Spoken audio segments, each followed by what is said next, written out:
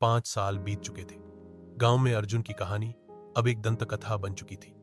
कुछ लोग कहते कि उन्होंने अर्जुन को रात में किले की दीवारों पर चलते देखा है, तो कुछ कहते कि वह अब समय में पीछे जाकर इतिहास को ठीक करता है।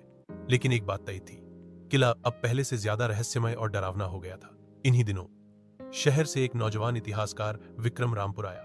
वह 1857 की क्रांति पर शोध कर रहा था और अर्जुन की कहानी ने उसकी जिज्ञासा को जगा दिया। गांव वालों ने उसे चेताया, लेकिन विक्रम रुकने वालों में नहीं था।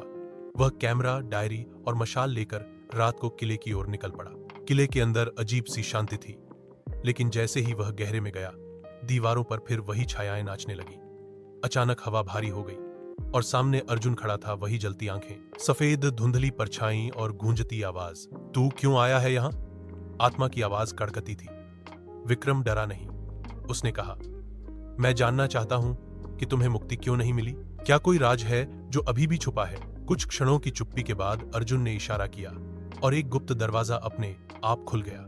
अंदर एक भूमिगत कक्ष था। वहां खून से सनी तलवार, कुछ दस्तावेज और एक अंग्रेजी अफसर की पुरानी वर्दी रखी थी। यही मेरे बंधन की वजह है, अर्जुन बोला। उस अफसर ने विश्वासघात किया था, मेरे साथियों को धोखे से मरवाया और मेरे बलिदान को कभी इतिहास में जगह नहीं मिली। विक्रम ने वादा किया कि वह इस सच्चाई को दुनिया के सामने लाएगा। अगले दिन गांव में हलचल मच गई। विक्रम की डायरी में जो कुछ लिखा था वह देश भर में फैला और इतिहास की किताबों में पहली बार रामपुर के उस गुमनाम योद्धा का नाम दर्ज हुआ। कहते हैं उसी रात के बाद अर्जुन की आत्मा को मुक्ति मिल गई। लेकिन जो भी झूठ के साथ उस किले में जाता है, अर्जुन की आत्मा फिर से लौट आती है, सच्चाई की रक्षा करने।